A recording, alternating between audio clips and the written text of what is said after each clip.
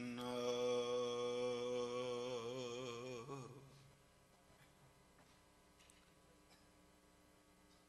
ਧੰਨ ਵਾਖੇ ਗੁਰੂ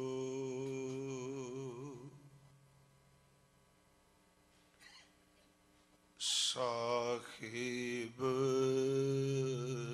ਜੀਓ।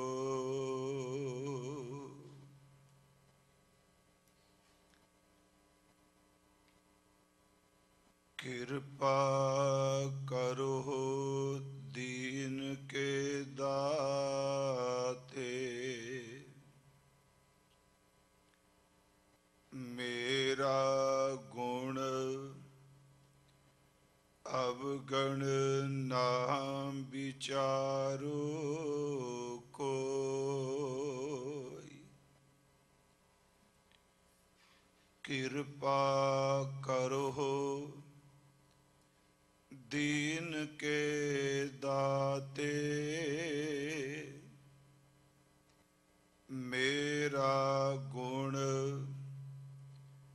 ਅਵਗਣ ਨਾਮ ਵਿਚਾਰੋ ਕੋਈ।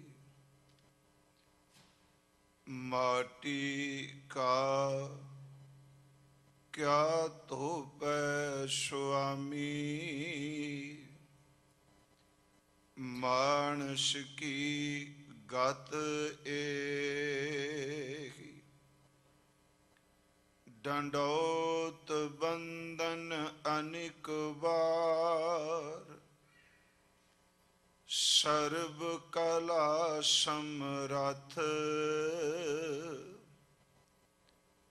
ਡੋਲਨ ਤੇ ਰਾਖੋ ਪ੍ਰਭੂ, ਨਾਨਕ ਦੇ ਕਰ ਹੱਥ। ਡੋਲਨ ਤੇ ਰਾਖੋ ਪ੍ਰਭੂ, ਨਾਨਕ ਦੇ ਕਰ ਹੱਥ। ਪਰਮ ਸਨਮਾਨਯੋਗ ਜੁਗੋ ਜੁਗ ਅਟਲ ਸਾਹਿਬ ਸ਼੍ਰੀ ਗੁਰੂ ਗ੍ਰੰਥ ਸਾਹਿਬ ਸੱਚੇ ਪਾਤਸ਼ਾਹ ਮਹਾਰਾਜ ਜੀ ਦੀ ਪਾਵਨ ਪਵਿੱਤਰ ਹਜ਼ੂਰੀ ਅੰਦਰ ਸੰਧਿਆ ਦੇ ਇਸ ਗੁਰਮਤਿ ਦੀਵਾਨ ਦੀ ਆਪ ਜੀ ਹਾਜ਼ਰੀ ਭਰ ਰਹੇ ਹੋ। ਜੋ ਲੜੀਵਾਰ ਸਤਿਗੁਰੂ ਗੁਰੂ ਨਾਨਕ ਸਾਹਿਬ ਜੀ ਮਹਾਰਾਜ ਉਹਨਾਂ ਦੀ ਮੁਬਾਰਕ ਰਸਨਾ ਤੋਂ ਉਚਾਰਨ ਕੀਤਾ ਹੋਇਆ 12 ਮਾਹ ਤੁਖਾਰੀ ਅੰਦਰ ਜੋ ਸ਼ਬਦ ਹੈ ਵੈਸਾਖ ਨਾਲ ਸੰਬੰਧਿਤ, ਉਸ ਦੀ ਵਿਚਾਰ ਪਿਛਲੇ ਦਿਨਾਂ ਤੋਂ ਆਪਾਂ ਆਰੰਭ ਕੀਤੀ ਹੈ। ਉਸ ਲੜੀ ਦੇ ਅਧੀਨ ਕੱਲ ਇਸ ਤੁਕ ਨੂੰ ਆਪਾਂ ਵਿਚਾਰ ਰਹੇ ਸਾਂ। ਘਰ ਆਓ ਪਿਆਰੇ ਦੁੱਤਰ ਤਾਰੇ, ਤੁਧ ਬਿਨ ਅੱਡ ਨਾ ਮੋਲੋ। ਇਸ ਸਿਰਫ ਇੱਕ ਤੁਕ ਉੱਪਰ ਆਪਾਂ ਕੱਲ ਇਹ ਵਿਚਾਰਿਆ ਸੀ ਕਿ ਜਗਿਆਸੂ ਮਾਲਕ ਦੇ ਚਰਨਾਂ ਵਿੱਚ ਅਰਦਾਸ ਕਰਦਾ ਹੈ, ਸਾਈਂ ਆਪ ਕਿਰਪਾ ਕਰਕੇ ਮੇਰੇ ਘਰ ਵਿੱਚ ਆ ਕੇ ਦਇਆ ਕਰਕੇ ਨਿਵਾਸ ਕਰੋ। ਤੇਰੇ ਤੋਂ ਬਿਨਾ ਮੇਰੇ ਜੀਵਨ ਦੀ ਮੇਰੀ ਕੀਮਤ ਅੱਧੀ ਕੌਡੀ ਵੀ ਨਹੀਂ। ਤੁਧ ਬਿਨ ਅੱਡ ਨਾ ਮੋਲੋ। ਅਗਲੀਆਂ ਤੁਕਾਂ ਜਿਸ ਤੁਕ ਦੀ ਆਪਾਂ ਵਿਚਾਰ ਕਰਨੀ ਹੈ ਅੱਜ ਦੇ ਇਸ ਦੀਵਾਨ ਵਿੱਚ ਕਿ ਤੁਧ ਬਿਨ ਅੱਡ ਨਾ ਮੋਲੋ, ਕੀਮਤ ਕੌਣ ਕਰੇ ਤੁਧ ਭਾਵਾਂ, देख दिखावे ढोलो। अर्थ पहला थोड़े जे संखेप जै। पहली तुक विच कहा कि अद्धी कौडी जितनी भी कीमत नहीं तेरे तो बिना, पर नाल शब्द अगली तुक विच कह दिता कि जे तेनू भा जाइए, जे तेनू चंगा लग जावां ते सच एवे कि मेरी कोई कीमत पा भी नहीं सकता। पर इस नुकते नू ध्यान नाल सुनियो कि मेरी कोई कीमत नहीं पा सकता, ये हंकार वाले शब्द नहीं, इन्हां नू असीं बाणी चों देखना है। पहला असीं तुद बिन अड ना मोलो, हुण कह रहे ने कीमत कौन करे तुद भावां, जे तैनू भा जावां चंगा लग जावां, कौन है इस संसार विच जिहड़ा मेरी कीमत पा सके। ते अगला शब्द देख दिखावे ढोलो। ढोलो का अर्थ है वे ढोला लफ्ज, ढोलो लफ्ज बाणी, इहदा अर्थ है प्यारा, प्रीतम, मन नू चंगा लगन वाला। देख दिखावे, जिन्ने आप देखिया होवे वो मैनू प्यारे प्रीतम नू दिखा देवे। आओ इस अमृत तुक नू आपां विचार सकीए। सतगुरु गुरु नानक साहब महाराज जी दे चरनां च आपां अरदास करिए। हे सतगुरु, आदमी दा पुरखार्थ साडी जबान साडे बोल कुछ भी नहीं, तुसी अपनी कला विच वरताओ। आप ही साडे वक्त वक्तापन और श्रोतापन अपनी बख्शिश भरो, रस भरो, प्यार अदब नाल गुरु बख्शी फतेह स्वीकार करो और उच्चारण करो जी। वाहिगुरु जी का खालसा, वाहिगुरु जी की फतेह। सतगुरां ने इत्थे अमृत शब्द की वरतों कीती है। कीमत कौन करे तुद भावां। पहली बेनती करांगा, तुद भावां लफ्ज बड़े कमाल दा है। जे तैनू भा जावां। हुण देखो सी जदों गुरु ग्रंथ साहिब जी की बाणी का पाठ करने, गुरु ग्रंथ साहिब की बाणी शुभ कर्म करन दी बड़ी प्रेरणा दिंदी।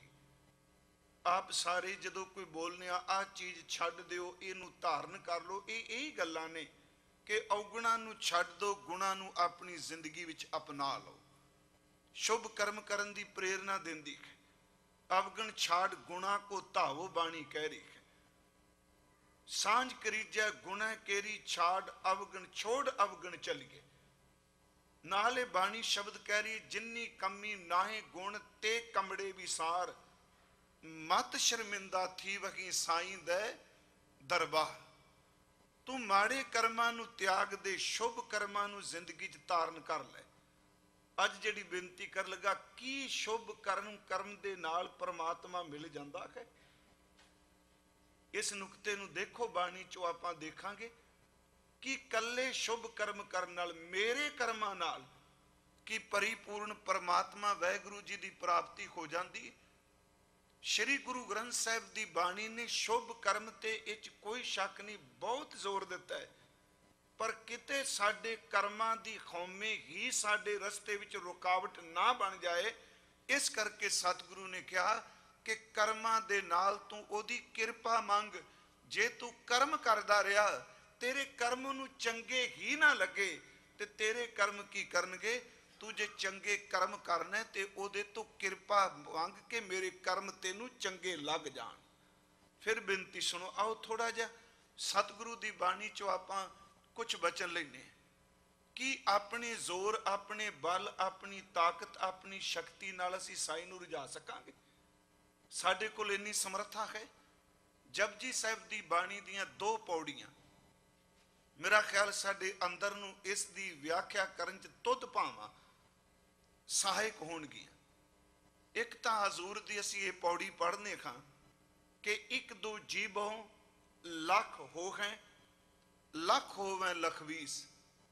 एक जीव तो 1 लाख जीव हो जाए, 1 लाख तो 20 लाख हो जाए, ते एक एक जीव दे नाल लख लख वरी रिपीट करा परमात्मा दे नाम। एक दो जीवो लख हो गए, लख होवे लखवीस, लख लख गेड़ा आखिए एक नाम जगदीश, जगत दा मालक जग ईश, जगत दा मालक स्वामी। एक नाम जगदीश, ए तरह पत पवड़ियां, चढ़िया होए 21। अगले बचन सुन गल्ला आकाश की, कीटा आई रीस। ये इस बेनती ਨੂੰ सुनो। पहला क्या तू इन्नी साधना कर। एक बार अर्ज की सी कि नाम अभ्यासी ते एक किरपा वरतदी है जी जिंदगी च। जदों कोई लगा रहिंदा निरंतर अभ्यास करी जांदा है, सिमरन करी जांदा है, जाप करी जांदा है, एक दिन उसकी एक जीभ जपद्यां जपद्यां भी लखां जीभां दा रूप धारण कर जाती है, जिसनों गुरबाणी ने कहा गुरमुख रोम रोम हर ध्यावै।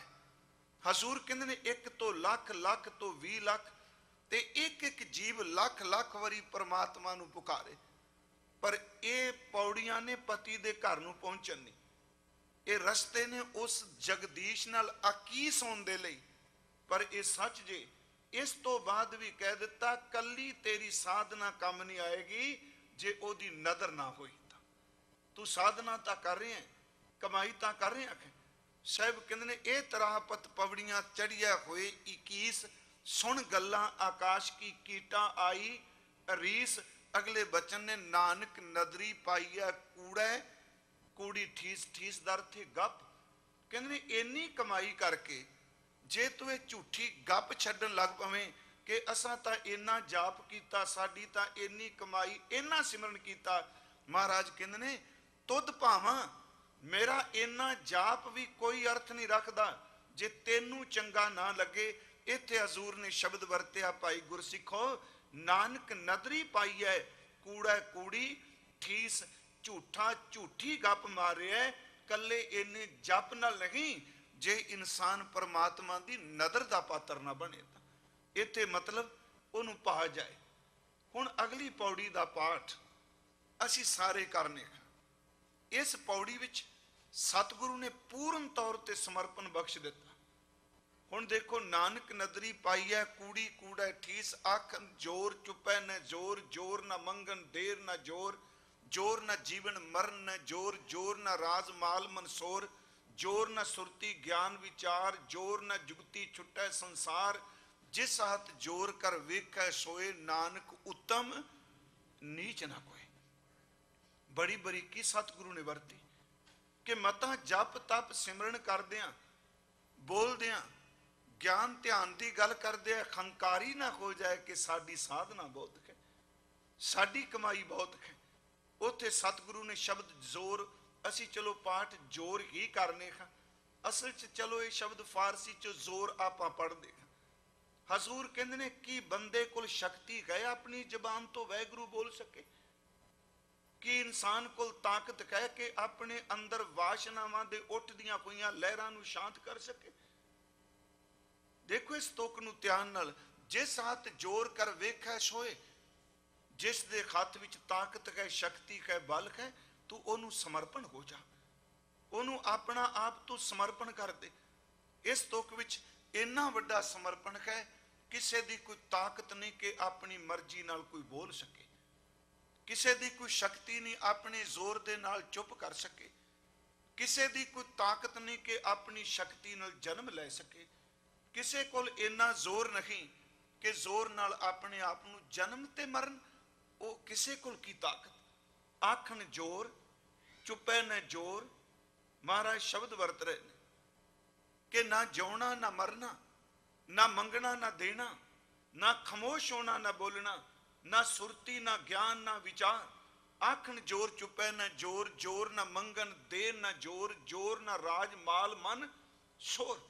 जड़ा अंदर तेरे रौला पिया आ ताकत आ शक्ति आ बल, ये राज भाग। महाराज कहते हैं ये शोर शराबा अपने आप थोड़ा शांत हो सकता।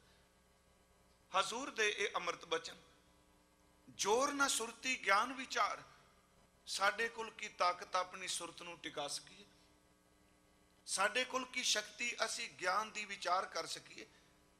जोर ना सुरती ज्ञान विचार, जोर ना जुगती छुट्टा संसार। मैं सिर्फ इको बेनती करांगा, जिस हाथ जोर कर वेखै सोए। परमात्मा कोल ताकत है, सिर्फ परम परमेश्वर वैगुरु ही शक्ति दिंदा है। ਇਹਦਾ मतलब ਇਹ ਵੇ ਇਸੇ ਕਰਕੇ ਤੁਸੀਂ ਬਾਣੀ ਜਦੋਂ ਪੜੋਗੇ, ਸਿਮਰਨ ਕਰਨ ਵਾਲਾ ਕਹਿੰਦਾ ਹੈ ਮੇਰੀ ਕੋਈ ਤਾਕਤ ਨਹੀਂ ਮੈਂ ਸਿਮਰਨ ਕਰਾਂ, ਸੇ ਸਿਮਰੈ ਜਿਨ ਆਪ ਸਿਮਰਾਏ। ਨਦਰ ਕਰੇ ਤਾਂ ਸਿਮਰਿਆ ਜਾਏ ਜਾਂ ਅਸੀਂ ਬਾਣੀ 'ਚ ਪੜ੍ਹਨੇ ਹਾਂ। ਸਤਿਗੁਰੂ ਜੀ ਦੇ ਇਸੇ ਕਰਕੇ ਅਸੀਂ ਬਚਨ ਪੜ੍ਹਨੇ ਆ ਕਿ ਮੁਕਤ ਭੁਗਤ ਜੁਗਤ ਤੇਰੀ ਸੇਵਾ। ਅੱਗੇ ਕੀ ਹੈ ਜੀ? ਜਿਸ ਤੂੰ ਆਪ ਕਰਾਏ। ਮੈਂ ਇਸ ਕਰਕੇ ਕਿ ਤੈਨੂੰ ਭਾ ਜਾਵਾਂ, ਮੇਰੀ ਕੀਮਤ ਨਹੀਂ ਕੋਈ ਪਾ ਸਕਦਾ, ਕਿਉਂਕਿ ਤੈਨੂੰ ਭਾਣ ਕਰਕੇ ਮੇਰੀ ਕੀਮਤ ਨਹੀਂ ਪੈਣੀ। ਉਂਝ ਮੇਰੇ ਕਮਾਈ ਕਰਕੇ, ਮੇਰੇ ਜਪ ਤਪ ਕਰਕੇ ਥੋੜਾ ਮੈਂ ਕਹਿਣਾ ਮੇਰੀ ਕੀਮਤ ਪੈ ਜਾਣੀ। ਫਿਰ ਇਸ ਨੁਕਤੇ ਨੂੰ ਸੁਣਿਓ। ਮੈਂ ਸਿਰਫ ਅੱਜ ਮਨ ਸੀ ਸਵੇਰੇ ਬੈਠਿਆ ਕਿ ਤੁਧ ਭਾਵਾਂ, ਬਸ ਇਹੀ ਅਰਦਾਸ ਕਰ ਦਈਏ ਤੈਨੂੰ ਚੰਗੇ ਲੱਗ ਜਾਈਏ। ਸਾਡੇ ਕੋਲ ਤਾਂ ਕੋਈ ਤਾਕਤ ਹੀ ਨਹੀਂ ਤੈਨੂੰ ਚੰਗੇ ਲੱਗਣ ਦੀ, ਸਾਡੇ ਕੋਲ ਕੋਈ ਸਮਰੱਥਾ ਹੀ ਨਹੀਂ।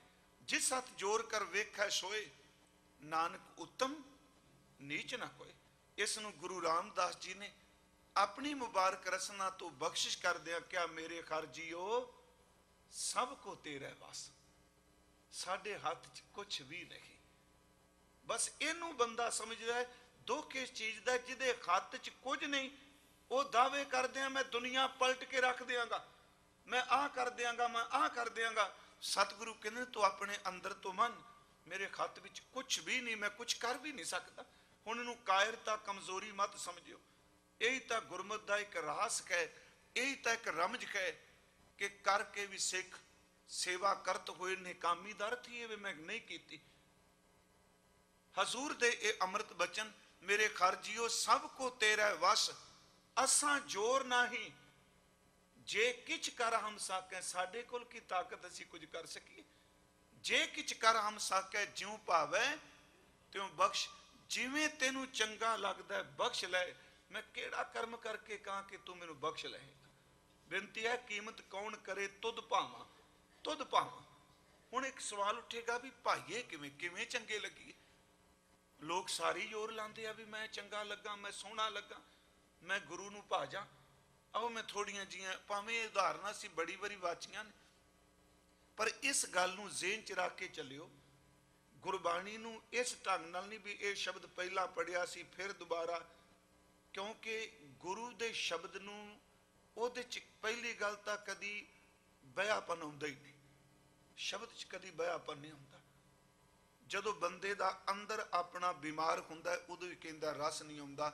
ਉਂਝ ਵੈਸੇ ਦਾਸ ਕੇ ਪਿਛਲੇ ਦਿਨੀ ਇੱਕ ਬੇਨਤੀ ਕੀਤੀ ਸੀ ਕਿ ਕਦੀ ਇਹ ਸ਼ਬਦ ਨਹੀਂ ਕਹਿਣਾ ਕਿ ਗੁਰਬਾਣੀ 'ਚੋਂ ਅੱਜ ਰਸ ਨਹੀਂ ਆਇਆ, ਕੀਰਤਨ 'ਚੋਂ ਰਸ ਨਹੀਂ ਆਇਆ।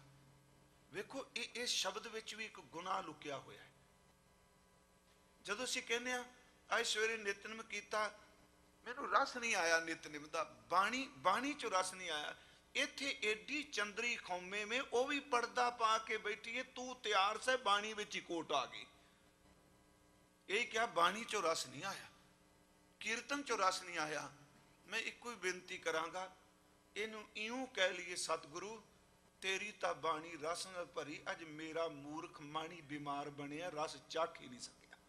ਸ਼ਬਦ ਤਾਂ ਇੰਨਾ ਕੋਈ ਹੈ ਨਾ, ਇਹ ਸ਼ਬਦ 'ਚ ਸਮਰਪਣ ਆ ਜਾਏਗਾ, ਇਸ ਸ਼ਬਦ ਵਿੱਚ ਗੁਰੂ ਦੀ ਅਸੀਸ ਮਿਲ ਜਾਏਗੀ। ਜਦੋਂ ਅਸੀਂ ਕਹਿੰਦੇ ਆ ਬਾਣੀ 'ਚੋਂ ਰਸ ਨਹੀਂ ਆਇਆ, ਉਦੋਂ ਪਿਆਰਿਓ ਸਾਡੀ ਕੌਮੇ ਬੋਲਦੀ ਹੈ ਮੈਂ ਤਿਆਰ ਸਾਂ, ਬਾਣੀ ਨੇ ਰਸ ਨਹੀਂ ਦਿੱਤਾ। ਜਦੋਂ ਇਹ ਕਹਾਂਗੇ ਕਿ ਦਾਤਾ ਕਿ ਤੈਂ ਸਾਹਿਬ ਕੀ ਮੈਂ ਸਾਰ ਨਾ ਜਾਣੀ, ਤੂੰ ਤਾਂ ਵੱਡਾ ਪਰ ਮੈਂ ਬੇਕਦਰਾਂ ਵਾਂ। ਹੁਣ ਬੜਾ ਫਰਕ ਹੈ ਜੀ। ਮੇਰਾ ਮਨ ਤਿਆਰ ਨਹੀਂ, ਮੈਨੂੰ ਰਸ ਨਹੀਂ। ਫਿਰ ਬੇਨਤੀ ਕਰਾਂ ਕਿ ਉਹਨੂੰ ਭਾਣ 'ਚ ਕਿ ਸਾਡੇ 'ਚ ਕਿਹੜਾ ਕਰਮ ਕਰੀਏ ਉਹਨੂੰ ਭਾਜੀ ਜੀ। ਸਾਡੇ ਕੋਲ ਕੋਈ ਕਰਮ ਹੈ ਉਹਨੂੰ ਭਾਉਣ ਵਾਸਤੇ? ਆਓ ਥੋੜੇ ਜਿਹਾ ਗੁਰੂ ਗ੍ਰੰਥ ਸਾਹਿਬ 'ਚੋਂ ਬਚਨ ਲੈ ਲੈਨੇ ਆ। ਗੁਰੂ ਨਾਨਕ ਸਾਹਿਬ ਦੇ ਅੰਮ੍ਰਿਤ ਬੋਲ, ਕਿਉਂਕਿ ਮੇਰੇ ਜੀ ਇੱਛਾ ਸੀ ਜਿਸ ਹੱਥ ਜੋਰ ਕਰ ਵੇਖੈ ਸੋਏ, ਉਸ ਦੀ ਤਾਕਤ ਹੀ ਪਿਆਰਿਓ। ਉਹ ਜੇ ਰਸਤਾ ਦਿਖਾਣ ਲੱਗਦਾ ਭੁੱਲਿਆ ਹੋਇਆਂ ਨੂੰ ਮਾਰਗ ਤੇ ਪਹੁੰਚਾ ਜਾਂਦਾ, ਜਿਨ੍ਹਾਂ ਨੂੰ ਭੁਲਾਣ ਤੇ ਆਉਂਦਾ ਚੱਲਦਿਆਂ ਹੋਇਆਂ ਨੂੰ ਪਟਕਾ ਕੇ ਰੱਖ ਦਿੰਦਾ।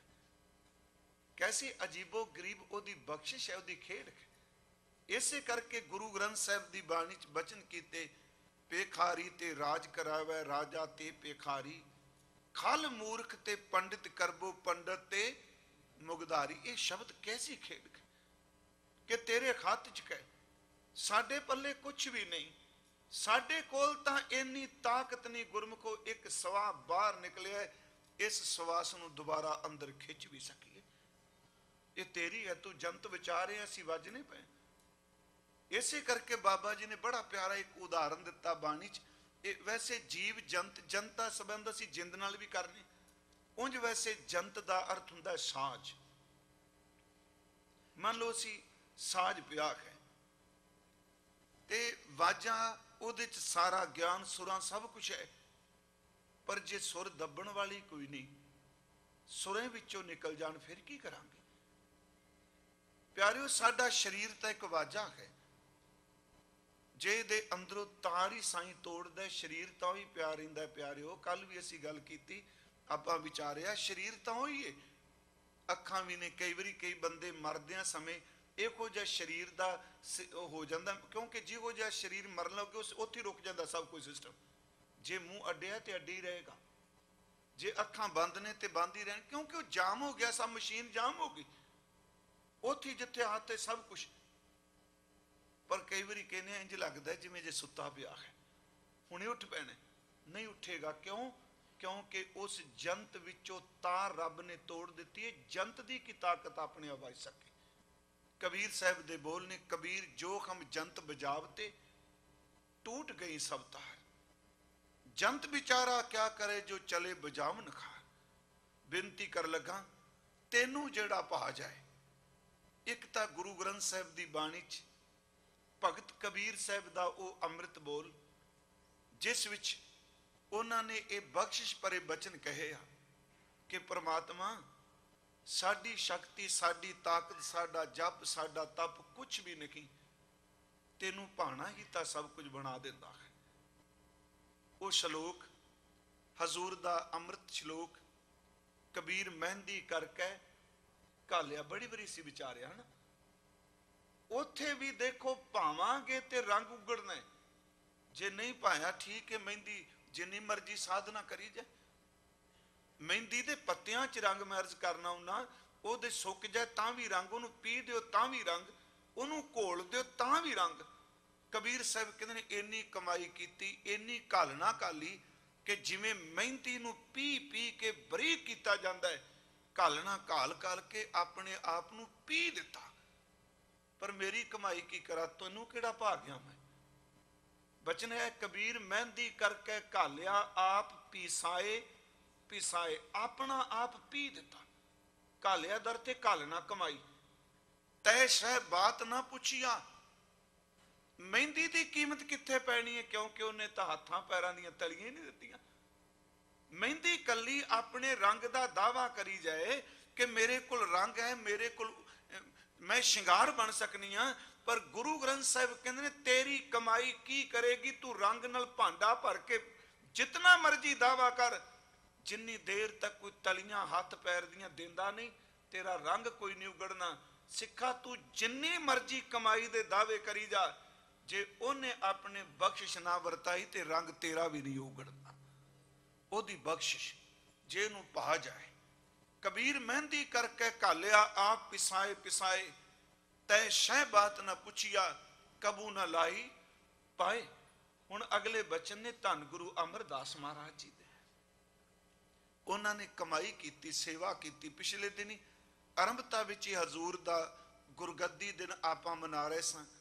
उस दिन मैं अर्ज की सी, बड़ी कमाई, 12 साल गागल ढोई, बोल कबोल सब कुछ है, जो कुछ लोगों ने क्या झोली च पा लिया।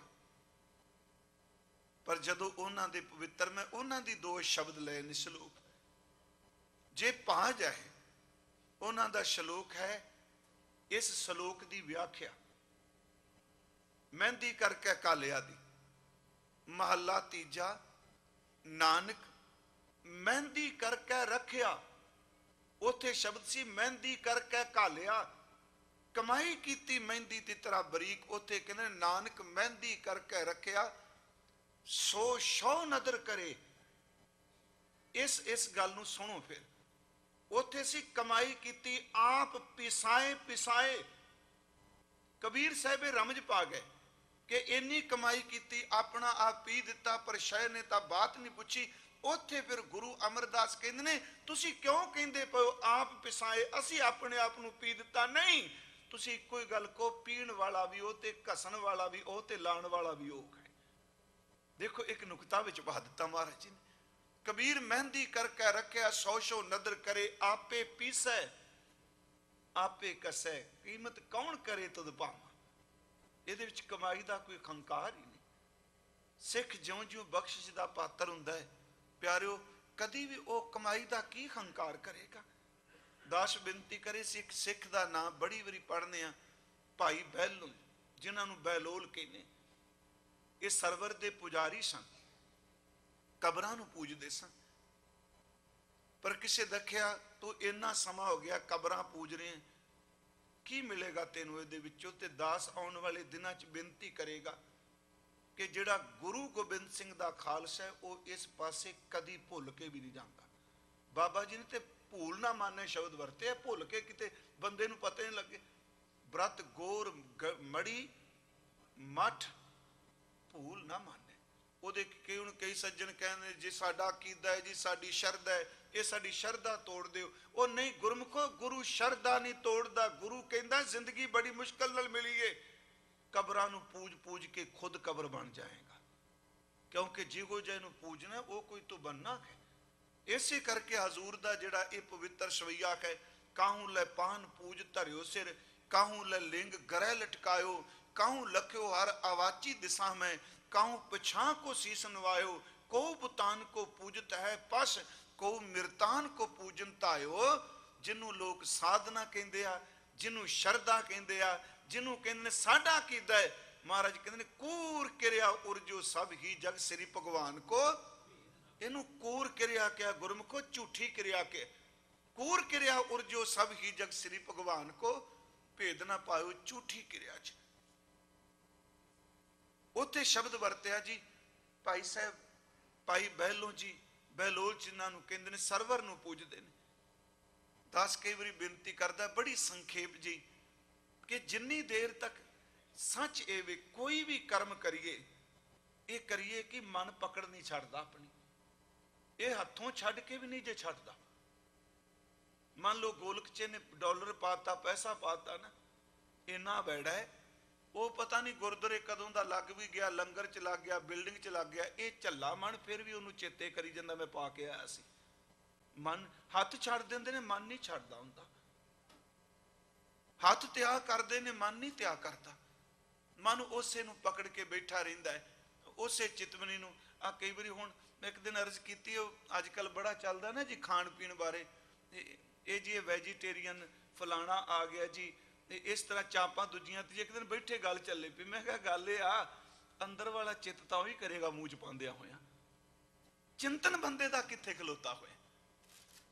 ਵੇਖੋ ਇਸ ਨੁਕਤੇ ਨੂੰ ਸਮਝੀ ਅਸੀਂ, ਸਾਡਾ ਅੰਦਰ ਦਾ ਚਿੰਤਨ ਉੱਥੇ ਖਲੋਤਾ ਹੋਇਆ, ਅੰਦਰ ਬਦਲ ਨੂੰ ਤਿਆਰ ਨਹੀਂ। ਮੈਂ ਇੱਕ ਵਾਰ ਕਿਹਾ ਸੀ ਆਪ ਜੀ ਦੇ ਸਨਮੁਖੀ ਕਿ ਸਿਤਾਰੇ ਸਮਝਤੇ हैं कि गगन बदला है, बुलबुल समझती है कि चमन बदला है, मगर कब्र की खामोशी कहती है यार लाश तो वही है पर खफन बदला है। अंदर वाली सोचता उत्थी खलोती है। वैगुरु जी आओ असी उस बचन नूं फिर देखिए। हजूर दे चरना च आया भाई बहलो, देखिया संगत बैठी, बाबा बुढ़ा साहब जैसे गुरमुख प्यारे, भाई गुरदास साहब जैसे, भाई जेठा जैसे, भाई लंगाह जैसे, किड्डे किड्डे बख्शां वाले। जदों सतगुरु दा दरबार सजदा होवेगा, एक दो एक चढ़ांदियां कौन जाना है मेरा नाम जी, सारे मिटे होए, अंदरों बिल्कुल समर्पण। बैठ के क्या सतगुरु नमस्कार की, महाराज किरपा करो। सतगुरु कहने की किरपा? कहने आप जी दे दरबार च जिन्ने बैठे देखिया अंदर नूं ठंड पै गई। हुण गुरमुखो इनू देह दी पूजा वाल ना कोई लै जाए। असी सत संगत दे जिहड़ा साडा गुरबाणी दा कॉन्सैप्ट सी, सच्ची मुच्ची उहदे ते रज के ठोकरां मारियां। सत संगत बड़ी वड्डी एक बख्शिश। ठीक है तुहाडे साडे घरां च गुरु ग्रंथ साहिब दे प्रकाश ने, पर याद रखियो जीवन सत संगत तो बिना पलट नहीं सकते। ਸੰਗਤ ਤੋਂ ਬਿਨਾਂ ਕਦੀ ਜ਼ਿੰਦਗੀ ਪਲਟ। ਭਾਈ ਆਨੰਦ ਲਾਲ ਸਾਹਿਬ ਕਹਿੰਦੇ ਨੇ ਇਕੱਠ ਬੜੇ ਨੇ, ਆ ਹਜੂਮੇ ਅਸਤ ਕੇ ਬਹਿਰੇ ਬੰਦਗੀ ਈਸਤ, ਆ ਹਜ਼ੂਮੇ ਅਸਤ ਕੇ ਬਹਿਰੇ ਜ਼ਿੰਦਗੀ ਈਸਤ। ਉਹੀ ਹਜ਼ੂਮ ਚੰਗਾ ਜਿਸ ਹਜ਼ੂਮ ਵਿੱਚ ਪ੍ਰਮਾਤਮਾ ਦੀ ਬੰਦਗੀ, ਉਹੀ ਹਜ਼ੂਮ ਚੰਗਾ ਜਿਸ ਵਿੱਚੋਂ ਪ੍ਰਮਾਤਮਾ ਦੀ ਬੰਦਗੀ ਵਿੱਚੋਂ ਰੂਹਾਨੀਅਤ ਦੀ ਜ਼ਿੰਦਗੀ ਨਿਕਲਦੀ ਹੈ। ਕਹਿਣ ਲੱਗੇ ਮਹਾਰਾਜ ਜਿਸ ਤਰ੍ਹਾਂ ਤੁਹਾਡੇ ਸਿੱਖ ਰੋਜ਼ ਬੈਠੇ ਅੱਗੇ ਕਿਰਪਾ ਕਰੋ ਹੱਸ ਕੇ, ਕਹਿੰਦੇ ਨੇ ਆਇਆ ਸਭ ਤੋਂ ਪਿੱਛੋਂ ਤੇ ਬਹਿਣਾ ਅੱਗੇ ਜਾਣਾ। ਮਨ ਨੂੰ ਇੰਨੀ ਗੱਲ ਕਹੀ।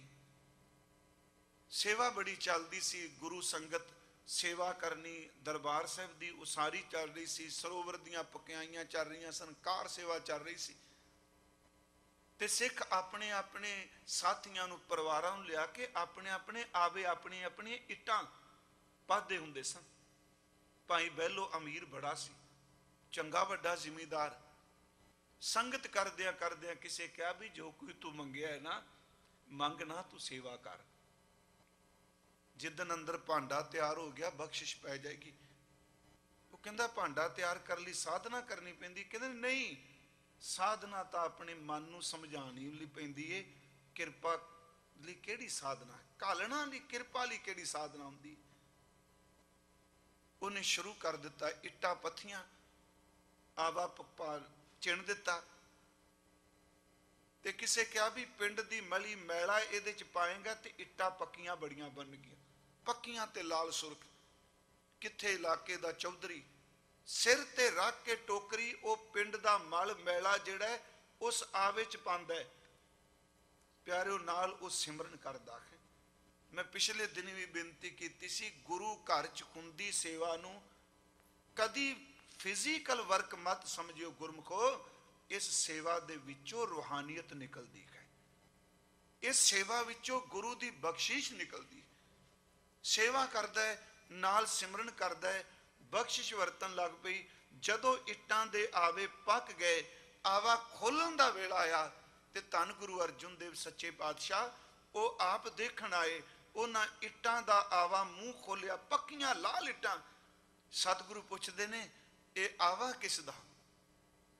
2 ਵਾਰੀ ਆਵਾਜ਼ ਦਿੱਤੀ, 3 ਵਾਰੀ ਕਿਹਾ ਮਹਾਰਾਜ? ਪੁੱਛਦੇ ਨੇ ਆਵਾ ਕਿਸ ਦਾ? ਭਾਈ ਬਹਿਲੋ ਗਲ ਚ ਪੱਲਾ ਪਾ ਕੇ, ਨਹੀਂ ਮੈਂ ਮਰ ਗਈ, ਇਹ ਹੀ ਨਹੀਂ ਕਹਿਣਾ ਆਇਆ ਕਿ ਆਵਾ ਮੇਰਾ ਹੈ।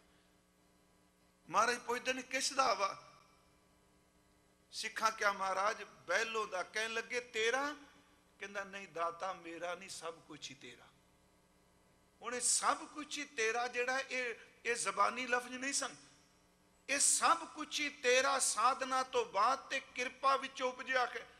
ਕਹਿਣ ਨੂੰ ਅਸੀਂ ਕਹਿ ਦਿੰਦੇ ਹਾਂ ਸਭ ਕੁਝ ਗੁਰੂ ਦਾ, ਘਰ ਵੀ ਗੁਰੂ ਦਾ, ਤਨ ਵੀ ਗੁਰੂ ਦਾ। ਪਿਆਰਿਓ ਅੰਦਰ ਵਾਲਾ ਮਨ ਕਹਿੰਦਾ ਕਹੀ ਜਾ, ਇਹਦੇ ਵਿੱਚ ਵੀ ਰਸ ਲਈ ਜਾ, ਪਰ ਮੈਂ ਛੱਡਣਾ ਕੋਈ ਨਹੀਂ। ਉਹਨੇ ਕਹਿ ਦਿੱਤਾ ਨਹੀਂ ਦਾਤਾ ਮੇਰਾ ਨਹੀਂ ਤੇਰਾ। ਇੱਟ ਪਕੜ ਕੇ ਇੱਕੋ ਗੱਲ ਕੀ, ਕਹਿੰਦੇ ਲਾਲ ਤੇ ਪੱਕੀ ਕਿਵੇਂ ਹੋ ਗਈ? ਕਹਿੰਦੇ ਨੇ ਮਹਾਰਾਜ ਇਹਦੇ ਚ ਮੈਲਾ ਪਾਇਆ।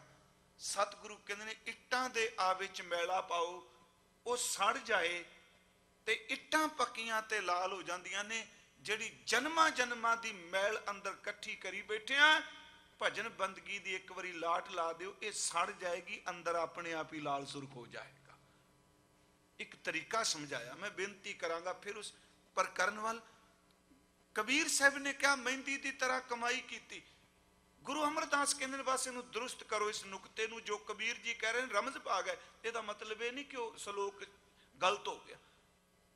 ਉੱਥੇ ਸ਼ਬਦ ਕਹੇ ਆਪ ਪਿਸਾਏ ਪਿਤਾਏ ਤੈਸ਼ੈ ਬਾਤ ਨਾ ਪੁੱਛਿਆ, ਕਬੂ ਨਾ ਲਾਈ ਪਾਏ। ਕਹਿਣ ਲੱਗੇ ਪੈਰਾਂ ਨਾ ਲਾਏਗਾ, ਬਸ ਇਹ ਕਹਿਣਾ ਛੱਡ ਦਿਓ ਕਿ ਮੈਂ ਕਮਾਈ ਕੀਤੀ। ਇਹੀ ਕਹੋ ਨਾਨਕ ਮਹਿੰਦੀ ਕਰਕੇ ਰੱਖਿਆ, ਸੋ ਸ਼ੋ ਨਦਰ ਕਰੇ, ਆਪੇ ਪੀਸੈ ਆਪੇ ਘਸੈ, ਆਪੇ ਹੀ ਲਾਏ ਲਏ। ਪਿਆਰੇ ਇਹਦੇ ਚ ਕਿੱਥੇ ਹਉਮੈ ਤੇ ਰਹੀ ਕੋਈ ਨਹੀਂ। ਕੀਮਤ ਕੌਣ ਕਰੇ ਤੁਧ ਭਾਵਾਂ, ਆਪੇ ਹੀ ਲਾਏ ਲੈ। ਅਗਲੀ ਤੋਕੇ ਇਹ ਪਿਰਮ ਪਿਆਲਾ ਖਸਮ ਕਾ, ਇਹ ਪ੍ਰੇਮ ਦਾ ਭਰਿਆ ਪਿਆਲਾ ਹੈ। ਜੇ ਕਹੀਏ ਵੀ ਤੁਸੀਂ ਇਹਨੂੰ ਦਿਓ, ਇਹਨੂੰ ਕਮਾਈ ਨਹੀਂ, ਕਹਿੰਦੇ ਇਹ ਪਿਰਮ ਪਿਆਲਾ ਖਸਮ ਕਾ ਜੈ ਭਾਵੈ ਤੈਂ ਦੇ। ਜਿਸ ਨੂੰ ਉਹ ਜਿਹੜਾ ਉਹਨੂੰ ਭਾ ਜਾਏ, ਜਿਹੜਾ ਉਹਨੂੰ ਚੰਗਾ ਲੱਗੇ ਉਹਨੂੰ ਦੇਗਾ। ਕੋਈ ਜ਼ਰੂਰੀ ਥੋੜਾ ਵੀ ਇਹ ਮੈਂ ਕਈ ਵਾਰੀ ਕਹਿੰਦਾ ਇਹ ਸਿਲੇਬਸ ਕੋਈ ਨਹੀਂ ਰੂਹਾਨੀਅਤ। ਵਾਹਿਗੁਰੂ ਜੀ ਜਿੰਨੀ ਕੋ ਬਾਣੀ ਪੜ੍ਹ ਕੇ ਦਾਤੇ ਨੇ ਸੋਝੀ ਦਿੱਤੀ, ਹੰਕਾਰ ਚ ਨਹੀਂ। ਇਹ ਕਹੋ ਜੀ 2 ਸਾਲ 4 ਸਾਲ 5 ਸਾਲ ਬਾਅਦ 10 ਸਾਲ ਬਾਅਦ ਇਹ ਬ੍ਰਹਮ ਗਿਆਨ ਹੋ ਜਾਣਾ, ਨਹੀਂ, ਇਹ ਉਹਦੀ ਬਖਸ਼ਿਸ਼ ਤੇ ਨਿਰਭਰ ਕਰਦਾ। ਖਿਣ ਮੈਂ ਊਣੇ ਸੋ ਭਰ ਭਰਿਆ, ਖਿਣ ਵੀ ਲਾਂਦਾ ਹੈ। ਜਿਵੇਂ ਬਾਬਾ ਜੀ ਨੇ ਕਿਹਾ ਸੋਕੇ ਖਰੇ ਕੀਏ ਖਿਣ ਮਾਹੇ, ਅੰਮ੍ਰਿਤ ਦ੍ਰਿਸ਼ਟ ਸੰਚ ਜਿਵਾਏ। ਤੇ ਕਈ ਵਾਰੀ ਇੰਨੀ ਵੀ ਸਾਧਨਾ ਕਰਨੀ ਪੈ ਜਾਂਦੀ ਹੈ, ਤਨ ਸੁੱਕਾ ਪਿੰਜਰ ਥੀਆ ਤਲੀਆਂ ਖੁੰਡ ਕਾਗ, ਅਜੇ ਸੁਰਬ ਨਾ ਬੋੜਿਓ ਦੇਖ ਬੰਦੇ ਕੇ ਭਾਗ ਤਨ ਸੁੱਕ ਗਿਆ। ਇਹ ਜਨਮ ਤੁਹਾਰੇ ਲੇਖੇ ਵੀ ਲਾਣਾ ਪੈ ਸਕਦਾ।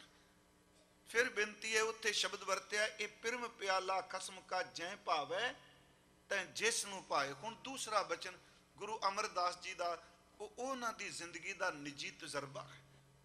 ਉਸ ਵਿੱਚ ਗੁਰੂ ਅਮਰਦਾਸ ਜੀ ਨੇ ਬਾਬਾ ਫਰੀਦ ਸਾਹਿਬ ਦੇ ਸ਼ਲੋਕ ਦੀ ਵਿਆਖਿਆ ਕੀਤੀ। ਉਹ ਵੀ ਹੈ ਜੀ, ਕਾਲੀ ਜਿਨੀ ਨਾ ਰਾਵਿਓ ਧੌਲੀ ਰਾਵੈ ਕੋਏ।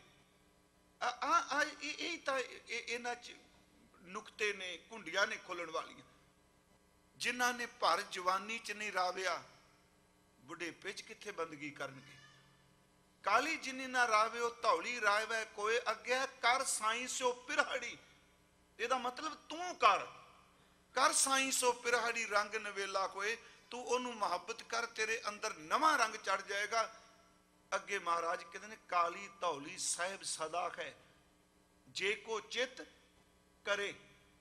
ਕੀਮਤ ਕੌਣ ਕਰੇ? ਤੁਧ ਭਾਵਾਂ। ਮੈਂ ਤੁਧ ਭਾਵਾਂ ਲਫ਼ਜ਼ ਤੇ ਬੋਲ ਰਿਹਾ ਜੀ, ਜਿੰਨੀ ਕੁਝ ਦਾ ਤੇ ਸਮਝ ਦਿੱਤੀ। ਕਹਿੰਦੇ ਤੈਨੂੰ ਭਾ ਜਾਵਾਂ, ਤੇਰੀ ਬਖਸ਼ਿਸ਼ ਵਰਤੇ। ਕਬੀਰ ਸਾਹਿਬ ਫਰੀਦ ਜੀ ਕਹਿ ਰਹੇ ਨੇ, ਕਰ ਸਾਈਂ ਸੋ ਪਿਰਹੜੀ। ਤੇ ਗੁਰੂ ਅਮਰਦਾਸ ਜੀ ਕਹਿੰਦੇ ਨੇ, ਕਾਲੀ ਧੌਲੀ ਸਾਹਿਬ ਸਦਾ ਹੈ, ਜੇ ਕੋ ਚਿੱਤ ਕਰੇ ਆਪਣਾ ਲਾਇਆ ਪਿਰਮ ਨਾ ਲੱਗੇ। ਜੇ ਲੋਚੈ ਸਭ ਕੋਈ, ਸਾਰੇ ਲੋਚਦੇ ਨੇ ਮੈਂ ਪਿਆਰ ਕਰਾਂ ਮੁਹੱਬਤ ਕਰਾਂ, ਆਪਣਾ ਲਾਇਆ ਨਹੀਂ ਜੇ ਲੱਗਦਾ ਪਿਆਰਿਓ। ਇਹ ਪਿਰਮ ਪਿਆਲਾ ਖਸਮ ਕਾ ਜੈ ਭਾਵੈ ਤੈ ਦੇ। ਉੱਥੇ ਵੀ ਸ਼ਬਦ ਕਹੇ, ਆਪਣੀ ਲਾਈ ਪਿਆਰ ਪ੍ਰੀਤ ਕਿੱਥੇ ਲੱਗਦੀ। ਖੈਰ ਸਤਿਗੁਰੂ ਕਹਿੰਦੇ ਨੇ, ਜੇ ਤੈਨੂੰ ਭਾ ਜਾਵਾਂ, ਤੈਨੂੰ ਚੰਗਾ ਲੱਗ ਜਾਵਾਂ। ਬੇਨਤੀ ਕਹੇ, ਜਿਹੜੇ ਭਾਉਂਦੇ ਨੇ ਤੁਧ ਭਾਵੈ ਤਾਂ ਗਾਵਾਂ ਬਾਣੀ, ਤੁਧ ਭਾਵੈ ਤਾਂ ਸੱਚ ਬਖਾਣੀ। ਸਹੀ ਤੁਧ ਨੂੰ ਗਾਵਨ ਜੋ ਤੁਧ ਭਾਵਨ। ਜਿਹੜੇ ਤੈਨੂੰ ਭਾ ਗਏ ਉਹ ਤੈਨੂੰ ਗਾਉਂਦੇ ਪਿਆ, ਜਿਹੜਾ ਤੈਨੂੰ ਨਹੀਂ ਭਾਇਆ ਉਹਨੇ ਕੀ ਵਿਚਾਰੇ ਨਿਗਾਹ ਲੈਣਾ ਹੈ। ਹਜ਼ੂਰ ਦੇ ਬਚਨ, ਸਹੀ ਤੁਧ ਨੂੰ ਗਾਵਨ ਜੋ ਤੁਧ ਭਾਵਨ, ਰੱਤੇ ਤੇਰੇ ਭਗਤ ਰਸਾਲੇ। ਉਹ ਰਸ ਦੇ ਘਰ ਵਿੱਚ ਡੁੱਬੇ ਹੋਏ ਭਗਤੀ ਕਰਨ ਵਾਲੇ ਜਿਹੜੇ ਤੈਨੂੰ ਭਾ ਗਏ। ਫਿਰ ਬੇਨਤੀ ਹੈ ਕਿ ਆਪਣੀ ਕਮਾਈ ਨਾਲ ਨਹੀਂ ਪਾ ਸਕਦਾ। ਹਾਂ, ਅਰਦਾਸ ਕਰੀਏ, ਜਦੋਂ ਉਹਨੂੰ ਕੋਈ ਭਾ ਜਾਂਦਾ, ਚੰਗਾ ਲੱਗ ਜਾ। ਹੁਣ ਇਹ ਬੰਦਾ ਇੱਥੇ ਕਈ ਵਾਰੀ ਖਿੱਚ ਜਾਂਦਾ ਵੀ ਉਹਨੂੰ ਕਿਵੇਂ ਪਾਵਾਂਗੇ, ਕਿਵੇਂ ਚੰਗਾ ਲੱਗੇਗਾ। ਮੈਨੂੰ ਤਾਂ ਇੱਕ ਦਿਨ ਵੀ ਦਾਤ ਜਿਹੜੀ ਕਿਰਪਾ ਕਮਾਈ ਨਾਲ ਤੇ ਕਿਰਪਾ ਮਿਲਦੀ ਹੋਈ ਨਹੀਂ। ਵਾਹਿਗੁਰੂ ਜੀ ਇਹ ਵੀ ਲਵੇ, ਤੁਸੀਂ ਬਾਣੀ ਸਾਰੇ ਪਾਠ ਕਰਨ ਵਾਲੇ, ਕੀ ਕਮਾਈਆਂ ਨਾਲ ਕਿਰਪਾ ਮਿਲਦੀ? ਇਹ ਕਨੇਗੀ ਦਾਤ ਆਪਸ ਤੇ ਜੋ ਪਾਈਏ। ਜੇ ਕਹੀਏ ਜੀ ਕਮਾਈ ਕੀਤੀ ਤੇ ਦਾਤਾਂ ਲਈਆਂ, ਬਾਬਾ ਜੀ ਕਹਿੰਦੇ ਨੇ ਕਮਾਈ ਕੀਤੀ ਦਾਤਾਂ ਨਹੀਂ ਮਿਲਦੀਆਂ ਹੁੰਦੀਆਂ। ਦਾਤ ਤਾਂ ਹੁੰਦੀ ਹੋਵੇ ਜਿਹੜੀ ਤਰੁੱਠ ਕੇ ਮਿਲਦੀ ਹੋਵੇ। ਇਹ ਕਨੇਗੀ ਦਾਤ ਆਪਸ ਤੇ ਜੋ ਪਾਈ ਹੈ, ਆਪਣੀ ਕਮਾਈ ਨਾਲ ਜੋ ਮਿਲੇ ਉਹ ਦਾਤ ਨਹੀਂ।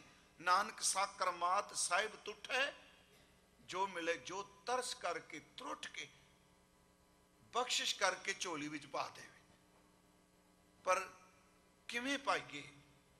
ਦਾਸ ਇੱਕ ਬੇਨਤੀ ਕਰਦਾ ਹੁੰਦਾ ਹੈ ਕਿ ਹੁਕਮ ਜਿਹੜਾ ਲੱਭ ਜੇ ਨਾ, ਇਹਨੂੰ ਮੰਨਣਾ ਸ਼ੁਰੂ ਕਰ ਦਈਏ। ਕਿਉਂਕਿ ਮਨ ਬੜਾ ਭੈੜਾ, ਇਹ ਹਰ ਥਾਂ ਤੇ ਚਾਹੁੰਦਾ ਮੇਰੀ ਚੱਲੇ ਮੇਰੀ ਚੱਲੇ। ਇਹ ਮਕੜੀ ਦਾ ਜਾਲਾ ਵੀ ਇੰਨਾ ਖਤਰਨਾਕ ਨਹੀਂ ਜਿੰਨਾ ਇਹ ਅੰਦਰ ਜਾਲਾ ਬੁੜੀ ਬੈਠਾ ਹੈ। ਨਿਕਲ ਹੀ ਨਹੀਂ, ਕੋਈ ਨਹੀਂ ਦਿੰਦਾ।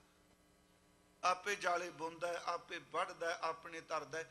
ਪਰ ਜੇ ਹੁਕਮ ਵਾਲਾ ਜਿਹੜਾ ਕਨਸੈਪਟ ਹੈ, ਇਹਨੂੰ ਸਮਝੀਏ, ਹੁਕਮ ਮੰਨਣਾ ਸ਼ੁਰੂ ਕਰ ਦਈਏ। ਮੰਨ ਲਓ ਇੱਕ ਬੱਚਾ ਮਾਂ ਬਾਪ ਦਾ ਹੁਕਮ ਮੰਨਦਾ ਹੈ, ਇੱਕ ਆਕੀ ਹੋਇਆ ਬੈਠਾ, ਦੋਨੋਂ ਨੇ ਨਾ। ਜਿਹੜਾ ਹੁਕਮ ਮੰਨੀ ਜਾਏਗਾ, ਕੁਦਰਤੀ ਤੌਰ ਤੇ ਮਾਂ ਬਾਪ ਦਾ ਲਗਾਅ ਉਹਦੇ ਵੱਲ ਹੋ ਹੀ ਜਾਏਗਾ। ਉਹ ਉਹਦੇ ਵੱਲ ਬਹੁਤ ਤਵੱਜੋ ਦੇਣਗੇ। ਜੇ ਨੌਕਰ ਲਗਾਤਾਰ ਹੁਕਮ ਮੰਨੀ ਜਾਏ, ਮੰਨ ਲਓ ਦਫ਼ਤਰ ਵਿੱਚ ਬੜੇ ਕੰਮ ਕਰਦੇ ਹੋਣ ਤੇ ਇੱਕ ਇੰਨਾ ਕੁ ਸਮਰਪਣ ਹੋ ਕੇ ਟਾਈਮ ਵੀ ਨਾ ਦੇਖੇ, ਲਗਾਤਾਰ ਮੰਨੀ ਜਾਏ, ਪਿਆਰਿਓ ਚੇਤੇ ਰੱਖਿਓ, ਨੌਕਰ ਹੁਕਮ ਮੰਨਣ ਲੱਗ ਪਵੇ, ਮਾਲਕ ਉਹਦੇ ਤੇ ਤਰੁੱਟ ਪੈਂਦਾ ਹੈ। ਬੱਚਾ ਹੁਕਮ ਮੰਨ ਲੱਗ ਪਵੇ। ਸੱਚ ਏਵੇ ਕਿ ਮਾਂ ਬਾਪ ਉਹਦੇ ਤੇ ਤਰੁੱਟ ਪੈਂਦੇ ਨੇ, ਪਤਨੀ ਆਗਿਆਕਾਰ ਹੋ ਕੇ ਹੁਕਮ ਮੰਨੇ, ਪਤੀ ਤਰੁੱਟ ਦਾ ਹੈ। ਬਾਣੀ 'ਚ ਸਾਰੀਆਂ ਉਦਾਹਰਨਾਂ ਨੇ। ਜੇ ਸਿੱਖ ਗੁਰੂ ਦਾ ਹੁਕਮ ਸੱਤ ਕਰਕੇ ਮੰਨਣ ਲੱਗ ਪਵੇ, ਕਮਾਈ ਨਾ ਵੀ ਹੋਵੇ ਗੁਰੂ ਫਿਰ ਵੀ ਤਰੁੱਟ ਪੈਂਦਾ ਹੈ। ਹੁਕਮ ਇਸੇ ਕਰਕੇ ਗੁਰੂ ਸਾਹਿਬ ਨੇ ਬਾਣੀ 'ਚ ਕਿਹਾ, ਚਾਕਰ ਲੱਗੇ ਚਾਕਰੀ ਜੇ ਚੱਲੇ ਖਸਮ ਹੈ ਉਹਦੇ ਹੁਕਮ 'ਚ ਹੀ ਚੱਲੀ ਚੱਲ। ਤੇ ਇੱਥੇ ਇੱਕ ਬੇਨਤੀ ਕਰਾਂ, ਜਿਹੜਾ ਹੁਕਮ ਲਫ਼ਜ਼ ਕਹੇ, ਮੈਂ ਸ਼ਾਇਦ ਉਸ ਦਿਨ ਵੀ ਇੱਥੇ ਅਰਜ਼ ਕੀਤੀ ਸੀ ਕਿ ਸ਼ਾਇਦ ਮਲੇਸ਼ੀਆ ਸਾ, ਉੱਥੇ ਪਿੱਛੇ ਹੁਕਮ ਨੂੰ ਆਰਡਰ ਦੇ ਰੂਪ 'ਚ ਅਰਥ ਨਾ ਕਰੋ। ਗੁਰੂ ਗ੍ਰੰਥ ਸਾਹਿਬ ਜਿਹੜਾ ਹੁਕਮ ਸ਼ਬਦ ਆਇਆ ਹੈ, ਪ੍ਰਭੂ ਲਈ ਜਿਹੜਾ ਹੁਕਮ ਵਰਤਿਆ, ਜਿਹੜਾ ਆਰਡਰ ਸ਼ਬਦ ਕਹੇ, ਉਸਨੇ ਨੇ ਕਿਹਾ ਸੀ, ਮੰਨ ਲਓ ਹੁਕਮ ਦੇ ਦਿੱਤਾ, ਹੁਕਮ ਦੇਣ ਵਾਲਾ ਚਲਾ ਗਿਆ ਤੇ ਜਿਹਨੂੰ ਹੁਕਮ ਦਿੱਤਾ ਉਹ ਕੰਮ ਕਰ ਰਿਹਾ। ਫਿਰ ਬੇਨਤੀ, ਮੰਨ ਲਓ ਮਾਲਕ ਨੌਕਰ ਨੂੰ ਕਹਿ ਗਿਆ ਵੀ ਆਹ ਕੰਮ ਮੇਰੇ ਆਉਣ ਤੱਕ ਕਰੀ, ਮਾਲਕ ਕੰਮ ਤੋਂ ਵੱਖ ਹੋ ਗਿਆ, ਨੌਕਰ ਤੇ ਕੰਮ ਦੋਨੋਂ ਜੁੜੇ ਹੋਏ ਨੇ। ਜਿਹਨੇ ਕਿਹਾ ਉਹ ਤਾਂ ਨਹੀਂ ਨਾ ਵਿੱਚ, ਉਹ ਤਾਂ ਗੈਰ ਹਾਜ਼ਰ ਹੈ। ਪਰ ਪਰਮੇਸ਼ਵਰ ਦਾ ਹੁਕਮ ਐਸਾ ਨਹੀਂ ਕਿ ਉਹਨੇ ਹੁਕਮ ਕਹਿ ਦਿੱਤਾ ਤੇ ਹੁਕਮ ਦਾ ਕੰਮ ਸ਼ੁਰੂ ਹੋ ਗਿਆ, ਆ ਵੱਖ ਹੋ ਗਿਆ। ਸੱਚ ਐਵੇਂ ਜਦੋਂ ਹੁਕਮ ਕਰਦਾ ਉਹਦੇ ਹੁਕਮ ਦੇ ਵਿੱਚ ਹੁਕਮ ਹੀ ਆਪ ਵਰਤਣ ਲੱਗ ਪੈਂਦਾ ਹੈ। ਫਿਰ ਇਸ ਨੁਕਤੇ ਨੂੰ ਹੁਕਮ ਕੀ ਚੀਜ਼ ਕਹੇ? ਅਸੀਂ ਸਾਰੇ ਪੜ੍ਹਨੇ ਆ ਕਿ ਹੁਕਮ ਸ਼ਬਦ ਜਦੋਂ ਉਸ ਅਫੁਰ ਨੇ, ਵੈਗਰੂ ਇਸ ਨੂੰ ਧਿਆਨ ਨਾਲ ਸੁਣਿਓ, ਜਿਹੜੀ ਮੈਂ ਬੇਨਤੀ ਕਰਨ ਲੱਗਾ, ਇਹ ਐਵੇਂ ਗੱਪਾਂ ਨਹੀਂ। ਜਿੰਨੀ ਕੁ ਦਾਤੇ ਨੇ ਸੋਝੀ ਦਿੱਤੀ ਤੇ ਮੇਰੀ ਇੱਕੋ ਹੀ ਇੱਛਾ ਹੈ ਅੰਦਰ ਦੀ ਪਰਬਲ, ਸਾਖੀ ਕਹਾਣੀ ਇਤਿਹਾਸ ਮੈਂ ਜਦੋਂ ਕਹੋ ਉਦੋਂ ਹੀ ਸ਼ੁਰੂ ਕਰ ਦਿਆਂਗਾ। ਪਰ ਮੇਰੀ ਬੇਨਤੀ, ਅਸੀਂ ਸਾਰੇ ਗੁਰਬਾਣੀ ਦੀਆਂ ਉਸ ਡੁਗਾਈਆਂ ਵਿੱਚ ਟੁੱਬੀ ਮਾਰਨ ਦੀ ਜਾਚ ਸਿੱਖੀਏ ਜਿਸ ਵਿੱਚ ਸਤਿਗੁਰੂ ਨੇ ਕੀਮਤੀ ਖਜ਼ਾਨਾ ਰੱਖਿਆ ਹੋਇਆ ਹੈ। ਤਾਂ ਹੀ ਸਤਿਗੁਰੂ ਨੇ ਕਿਹਾ, ਜੈਸੇ ਤੋ ਸਕਲ ਨਿਧ ਪੂਰਨ ਸਮੁੰਦਰ ਵਿਖੇ, ਹੰਸ ਮਰਜੀਵਾ ਨਿਸ਼ਚੈ ਪ੍ਰਸਾਦ ਪਾਵੇ। ਸਮੁੰਦਰ ਦੀਆਂ ਲਹਿਰਾਂ ਨੇ ਸਮੁੰਦਰ ਦਾ ਕਿਨਾਰਾ, ਪਰ ਜਿਹਨੂੰ ਟੁੱਬੀ ਮਾਰਨ ਦੀ ਜਾਚ ਆਉਂਦੀ ਹੋਵੇਗੀ, ਕੀਮਤੀ ਮੋਤੀ ਕੱਢ ਕੇ ਲਿਆਏਗਾ। ਹੁਕਮ ਕੀ ਚੀਜ਼ ਕਹੇ? ਹੁਕਮੀ ਖੋਵਣ ਆਕਾਰ, ਜਾਂ ਹੁਕਮ ਹੈ ਅੰਦਰ ਸਭ ਕੋ। ਸੂਝਵਾਨ ਕਹਿੰਦੇ ਨੇ ਉਹ ਪਰਮ ਸੱਤਾ ਜਿਹਨੂੰ ਪਰਮ ਪਿਤਾ ਪਰਮੇਸ਼ਵਰ ਕਹਿੰਦੇ ਆ, ਜਿਹੜਾ ਆਪਣੇ ਆਪੇ ਵਿੱਚ ਸੁਨਕ ਹੈ।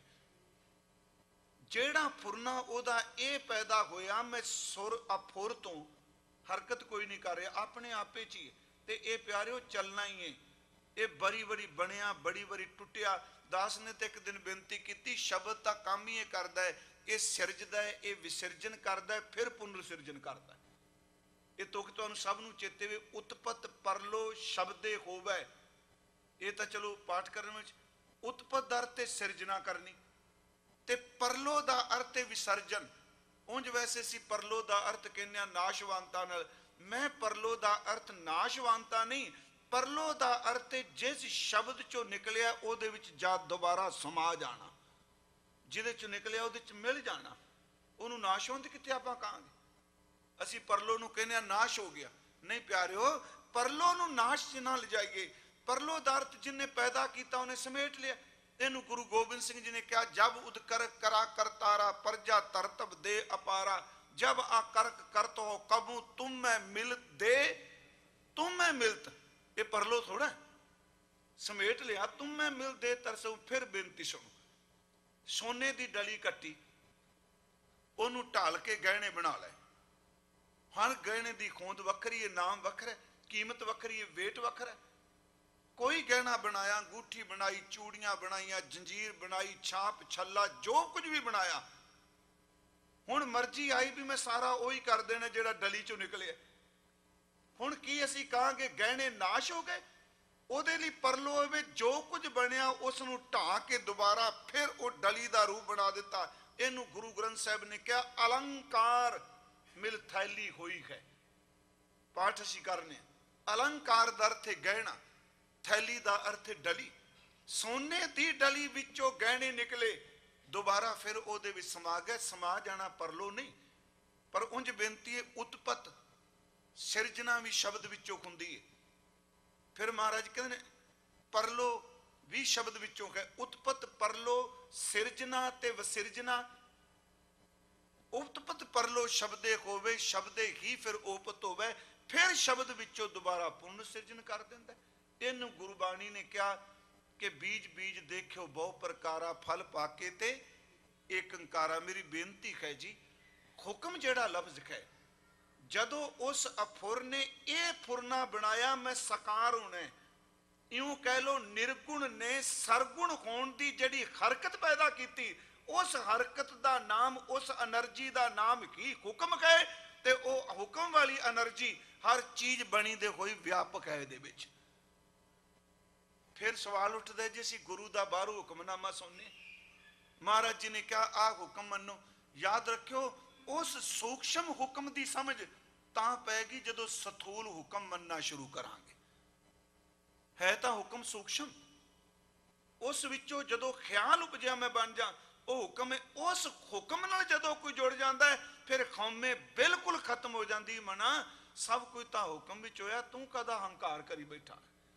ਪਰ ਬਾਹਰ ਮੁਖੀ ਬੇਨਤੀ ਇਹ ਵੇ ਕਿ ਗੁਰ ਕੀ ਆਗਿਆ ਮਨ ਮੈਂ ਸਹਿ, ਜਦੋਂ ਕੋਈ ਹੁਕਮ ਮੰਨੇਗਾ ਉਹ ਕਿਰਪਾ ਦਾ ਪਾਤਰ ਬਣੇਗਾ।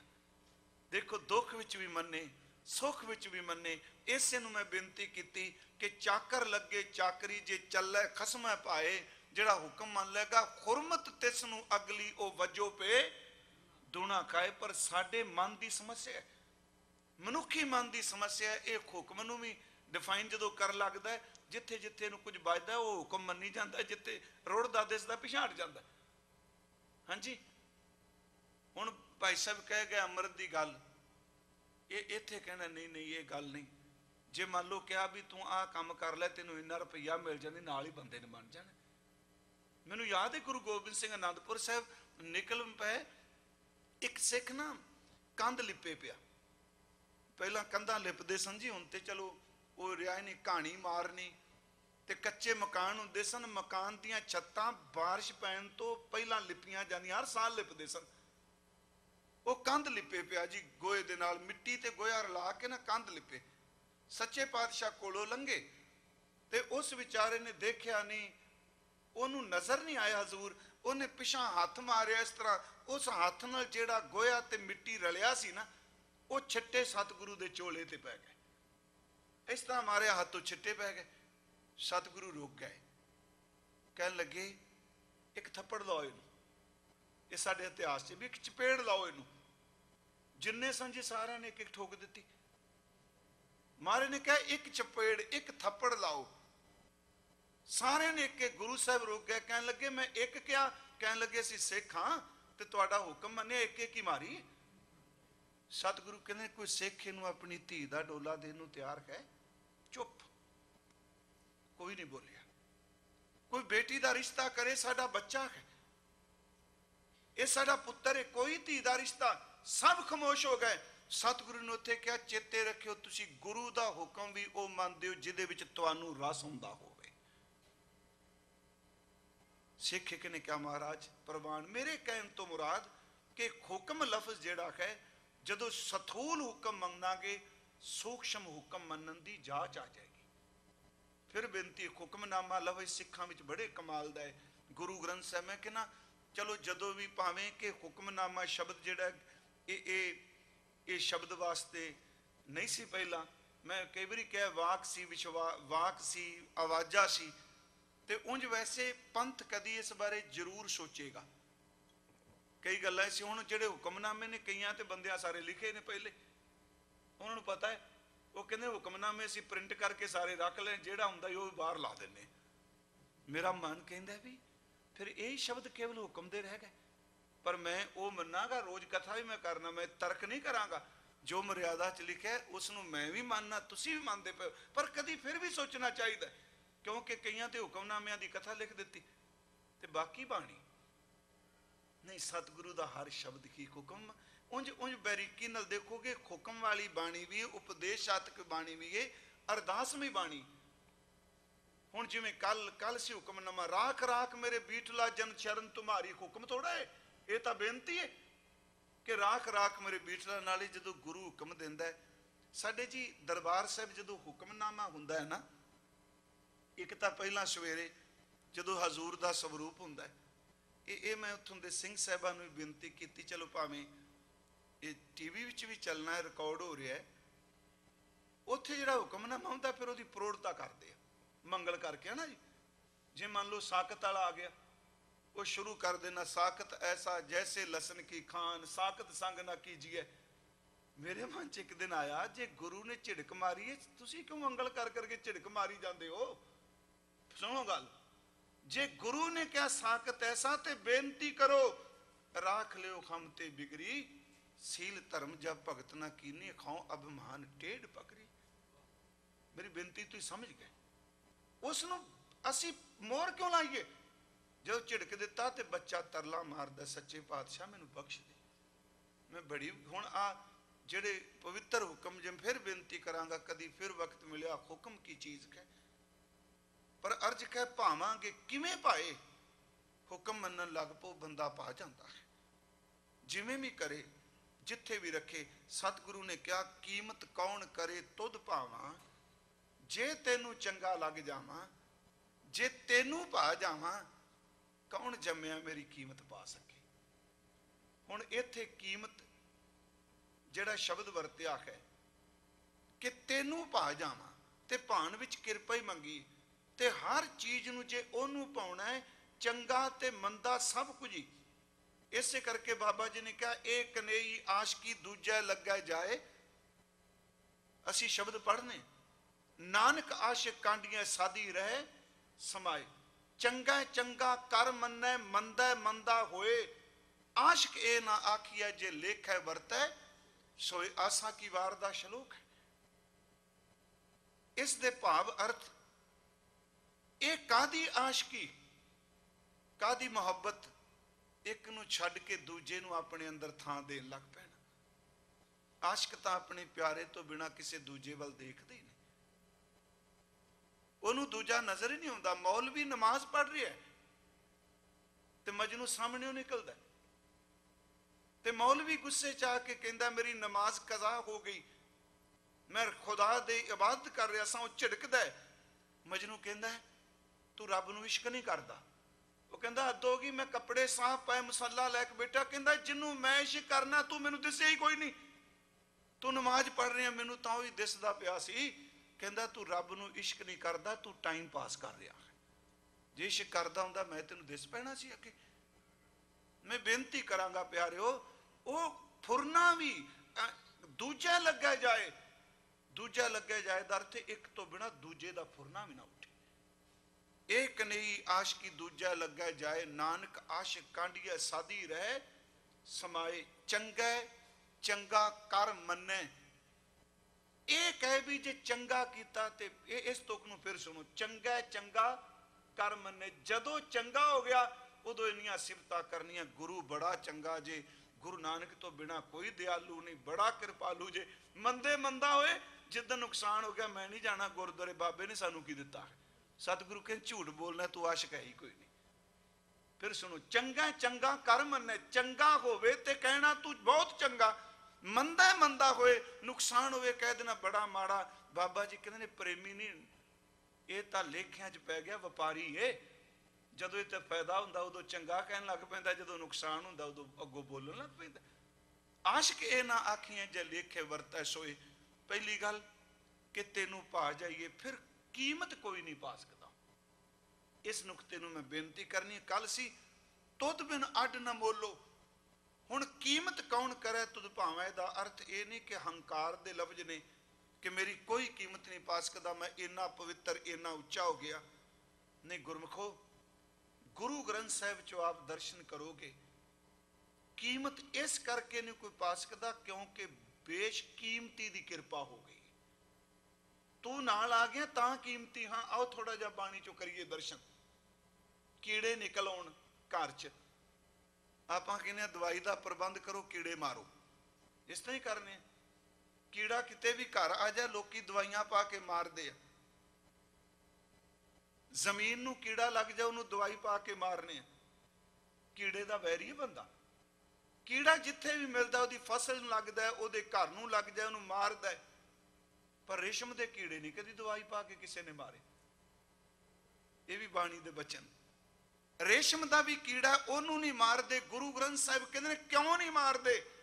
क्योंकि रेशम है ते कीड़े दी कीमत कह, कीमत कौन करे तुद भावां। जे रेशम नहीं ते कीड़े दी कोई कीमत नहीं। सच है वे मेरी कीमत तां नहीं पै सकती क्योंकि तेनू पा गया, जे तू नाल है ते मेरी कीमत भी कोई नहीं पा सकता, क्योंकि अमुल व्यापारी है, अमुल हो जाता है व्यापारी, ओदी कौन कीमत पा सकता है। रेशम के कीड़े नूं पालिया जाता, मारिया नहीं जाता रेशम करके।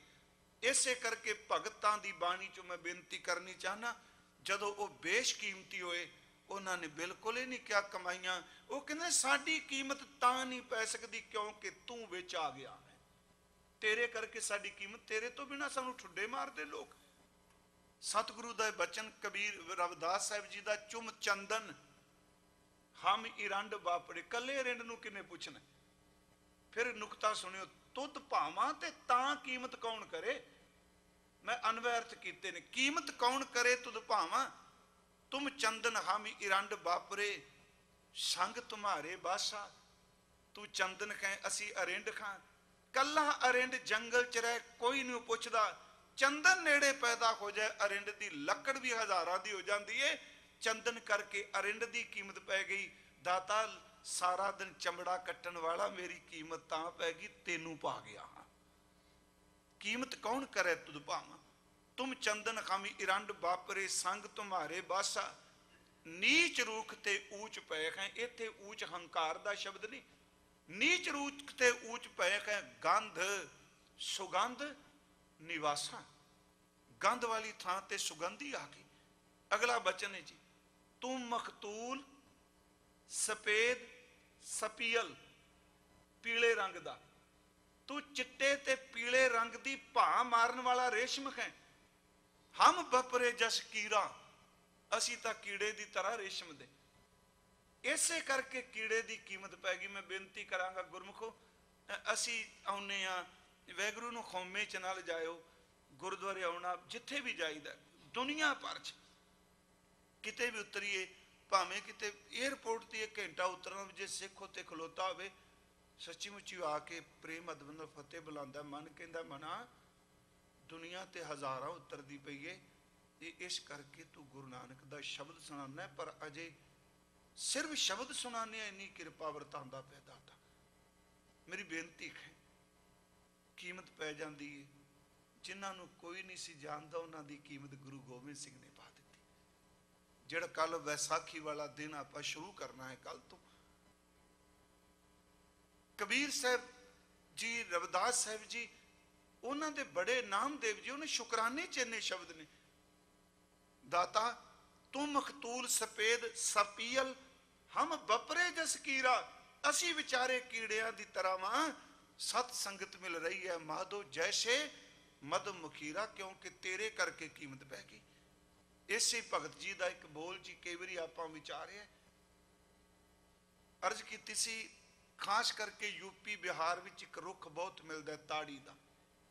जे कभी तुम पटना साहब जाओ, उत्थे भी रुख बाहर खेतों में थोड़ा बाहर निकलो मिलते, उन्होंने रुखों को कट के उन्होंने मटके बने होंगे आ, या भांडा बनया होंगे, उहदे विचों रस निकलता है, वो नशा नशा है जी। शास्त्रकार उस रुख को चंगा नहीं समझते। सनातन मत वाले कहते हैं ये बड़ा भैड़ा रुख है, ये नशा निकलता है। पर उस रुख का जो कागज बन जाता है तो उहदे उत्ते कोई राम नाम लिखता है, उस कागज नूं फिर लोग पूजते हैं, नमस्कार करते हैं। भगत साहब ने क्या कहन लगे, परमात्मा साडी कोई कीमत नहीं, असी तां उस निकम्मे रुख की तरह, देखो निमरता वाले, पर नाल ये कह दिता मेरी कीमत पै गई, इस करके खौमे आउण ही नहीं दिती। मेरी कीमत बड़ी है, सत्कार बड़ा हो रहा, पर दाता मेरे कल्ले करके नहीं, तेरे करके हो रहा है। तुद भावां तां कीमत पई।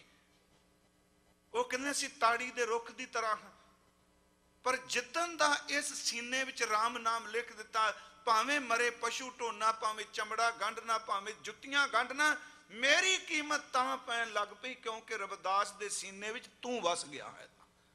तरतार अपवित्र कर मानिया रे, जैसे कागरा करत विचारन। जिवें ताड़ी दा रुख निकम्मा मन्निया जाता है, कोई नहीं उन्होंने लाइक करता, तरतार अपवित्र कर मानिए रे, जैसे कागरा करत विचारंग, भगत भगौत लिखी है तै ऊपर पूजिया कर नमस्कारंग। मेरी जात कुट बांडला, कीमत कौन करे तुद भावा। मेरी जात कुट बांडला, मेरी जात ओही है जिहड़ी चमड़े कटदी ते कुटदी। ढोर ढवंता नितै बनारसी आस पासा, मेरे परिवार दे जी अजे भी बनारस दे नेड़े जदों शब्द उच्चारण किया अजे भी मरे पशु ढोंदे ने।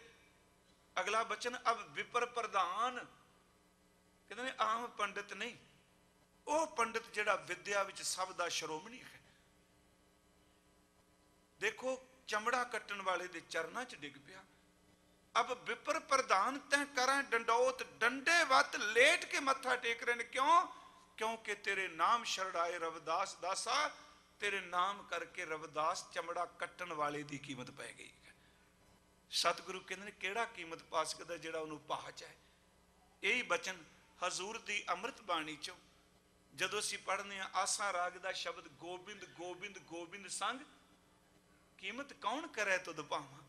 उत्ते तां शब्द भी वरत्या अद्धी कौडी का लखां का हो गया जी। अज गोबिंद गोबिंद गोबिंद संग नाम देव मन लीना, आड़ दाम को छीपरो होयो लाखीना। बुनना तन्ना त्याग कै प्रीत चरण कबीरा, नीच कुला जोलारो पयो गुनी गहीरा। रविदास तवंता ढोर नीत तिन त्यागी माया, प्रगट होवा साध संगार दर्शन पाया। सैन नाई बुतकारिया प्यारिओ, ਜਿਹੜੇ ਭਾਗ ਹੈ ਉਹਨਾਂ ਦੀ ਕੀਮਤ ਪੈ ਗਈ। ਸੈਣ ਨਾਈ ਬੁਤਕਾਰੀਆ ਉਹ ਘਰ ਘਰ ਸੁਣਿਆ, ਹਿਰਦੈ ਵਸਿਆ ਪਾਰ ਬ੍ਰਹਮ ਭਗਤਾ ਮੈਂ ਗਨਿਆ। ਇਹ ਬਿਦ ਸੁਣ ਕੇ ਜਾਟ ਰੋ, ਇਹ ਬਿਦ ਕਿਉਂਕਿ ਜਿਹੜੇ ਭਾਗ ਹੈ ਉਹ ਬੜੇ ਉੱਚੇ ਹੋ ਗਏ। ਇਹ ਬਿਦ ਸੁਣ ਕੇ ਜਾਟ ਰੋ ਉੱਠ ਭਗਤੀ ਲਾਗਾ, ਮਿਲੇ ਪ੍ਰਤੱਖ ਗੁਸਾਈਆਂ ਧੰਨਾ ਵਡਭਾਗਾ। ਗੁਰਮੁਖੋ ਕੀਮਤ ਪੈ ਗਈ, ਨੀਚ ਜ਼ਾਤ ਹਰ ਜਪਦਿਆਂ ਉੱਤਮ ਪਦਵੀ ਪਾਏ। ਜਿਨ੍ਹਾਂ ਨੂੰ ਕੋਈ ਨਹੀਂ ਸੀ ਜਾਣਦਾ ਉਹਨਾਂ ਨੂੰ ਉੱਚੀਆਂ ਪਦਵੀਆਂ ਮਿਲ ਗਈਆਂ। ਉੱਚੀ ਪਦਵੀ ਦਾ ਅਰਥ ਸੰਸਾਰੀ ਪਦਵੀ ਨਹੀਂ, ਉੱਚੀ ਪਦਵੀ ਦਾ ਅਰਥ ਆਤਮਿਕ ਤੌਰ ਤੇ ਉੱਚੇ ਪਰਮ ਪਦ ਤੱਕ ਪਹੁੰਚ ਕੇ। ਨੀਚ ਜ਼ਾਤਾਰ ਜਪਤਿਆਂ ਉੱਤਮ ਪਦਵੀ ਪਾਏ, ਪੁੱਛੋ ਬਿਦਰ ਦਾਸੀ ਸੁਤੈ ਕਿਸ਼ਨ ਉਤਰਿਆ ਘਰ ਜਿਸ ਜਾਏ। ਰਵਿਦਾਸ ਚਮਾਰ ਉਸਤਤ ਕਰੇ, ਇੱਕ ਕਿਰਤ ਉਹਦੀ ਸਿਫਤ ਕਰਦਾ ਹੈ। हर कीर्त निमख एक गाए, पतत जात उत्तम भया, चार वर्ण पे पग आए। मैं बेनती करांगा, इत्थे सतगुरु कह रहे ने कीमत कौन करे तुद भावा, देख दिखावे ढोलो। कोई नहीं कीमत पा सकता जिहड़ा उस परमात्मा दे नाम नाल जुड़ जाए। ओदी कीमत कोई नहीं जिहड़ा परमात्मा नूं पा जाए। ओदी कीमत कोई नहीं जिहड़ा साईं नूं चंगा लगे। फिर देखो अगली बेनती, जदों बेशकीमती हो जाता है ओदी कीमत कोई नहीं पैंदी। इहदा मतलब है भी इत्थे भी ते उत्थे भी। फिर वो खौमे च नहीं कहंदा साडियां कमाईयां ने। इस गल नूं फिर अगा समझिए आपां अपने मन नूं समझाउण लई। वो उस मिली कोई वडियाई नूं भी शुकराने विच लै जांदा है। मान लो वड्डेपन ओहदे ਉਹਨੂੰ ਬਖਸ਼ਿਸ਼ ਹੋ ਗਈ, ਉਸ ਬਖਸ਼ਿਸ਼ ਨੂੰ ਆਪਣੀ ਸਾਧਨਾ ਨਾਲ ਨਹੀਂ ਜੋੜਦਾ, ਉਸ ਬਖਸ਼ਿਸ਼ ਨੂੰ ਵੀ ਕਿਰਪਾ ਨਾਲ ਜੋੜਦਾ। ਗੁਰੂ ਰਾਮਦਾਸ ਜੀ ਦੇ ਇਹ ਬੋਲ ਕਿ ਤੁਮਰੇ ਗੁਣ ਕਿਆ ਕਹਾਂ ਮੇਰੇ ਸਤਿਗੁਰਾ। ਵਡਿਆਈ ਮਿਲੀ, ਹਾਲਾਂਕਿ ਭੱਟਾ ਨੇ ਸ਼ਬਦ ਕਹੇ, ਅਬ ਗੁਰੂ ਰਾਮਦਾਸ ਕੋ ਮਿਲੀ ਵਡਾਈ। ਅਸੀਂ ਸ਼ਬਦ ਪੜ੍ਹਨੇ ਹਜ਼ੂਰ ਦੇ, ਸਮਰੱਥ ਗੁਰੂ ਸਿਰ ਹੱਥ ਧਰਿਓ, ਗੁਰੂ ਕੀਨੀ ਕਿਰਪਾ ਹਰ ਨਾਮ ਦਿਓ। पर उत्थे शब्द जदों वडियाई मिली किरपा मिली, उन्हां शब्द वरते। सतगुरां ने कहा नहीं, जिन्नी वडियाई जिन्नी किरपा सिर्फ तेरी है। तुमरे गुण क्या कहा मेरे सतगुरा, जब गुर बोले तब बिस्म हो जाए। हम जैसे अपराधी अवर कोई राखे। असीं तां गुनाह नाल भरे खां, अवगुणां नाल भरे खां। हम जैसे अपराधी अवर कोई राखे, जैसे हम सतगुर राख लिए छड़ाए। तू गुर पिता तू है गुर माता, तू गुर बंदप मेरा सखा सिखाए। जो खमरी बिद होती आजे, कीमत कौन करे तुद भावा। कहते जो मेरी हालत सी जिवें मैं सां, तुसीं मेरी हालत नूं चंगी तरह जानदे हो। जो खमरी बिद होती मेरे सतगुरा, साबिद तुम्हार जानो आपे खम रुलते फिरते, कोई बात ना पूछता, कोई नहीं से पूछता। हे दाता तुसी कीमत पा दी, पर एक कीमत तेरे शुकराना है। खम रुलते फिरते कोई बात ना पूछता, गुर सतगुर संग कीरे खम थापे, धन धन गुरु नानक जन केरा, जित मिले चूकै सब सोग संतापे। गुरु नानक साहब कह रहे ने वैसाख भला शाखा वेश करे, तन देखे हर द्वार आवो दया करे, घर आओ प्यारे दुतर तारे, तुद बिन अड न मोलो। अगला बचन कीमत कौन करे तुद भावा, जे तेनू पा जावा ते किसी ने की कीमत पानी है। कीमत कौन करे तुद भावा, देख दिखावे ढोलो। ये इस अद्धी तुक नूं प्यारिओ जिन्ने देखिया वो ही दिखाएगा। सतगुरु है जिहड़ा दोवां सिरियां दा आप स्वामी है। दास ने एक बारी अर्ज की सी, गुरु ओ विचोला है, एक पासे ओदी अभेदता पार ब्रह्म परमेश्वर विच है, दूजे पासे वो संसार दे जीवां दे नाल भी संबंधित है। जदों चोले च वरदा है, शब्द च भी जदों वरदा है, सरगुण शब्द च अखरी रूप च, एक पासे असी जीव बोलने पिया बाणी, दूजे पासे वो बाणी वाह वाह निरंकार है। गुरु उन्हें आप देखिया, इसे करके जदों विचोला गुरु विच बख्शिश वरतांदा है ते उन्हां विछड़िया होयां नूं साईं नाल मिला दिंदा है। गुरु तो बिना किसी कोल ताकत नहीं। गुरु नानक साहब जी ने इसे करके शब्द कह सन कि बलहारी गुर अपने द्यो खाड़ी सदवार, जिन मानस ते देवते की ये करत न लागी वार। जैसा सतगुरु सुनीदा तैसो ही मैं डीठ, क्योंकि देख दिखावे ढोलो, प्यारे प्रीतम प्रभु नूं ओही दिखा सकदा है जिन्हें आप देखिया है। गुरु ने आप देखिया, जीवां नूं दिखा रहा है। जैसा सतगुरु सुनीदा तैसो ही मैं डीठ, विछड़िया मेले प्रभु विछड़िया नूं मिला दिंदा है।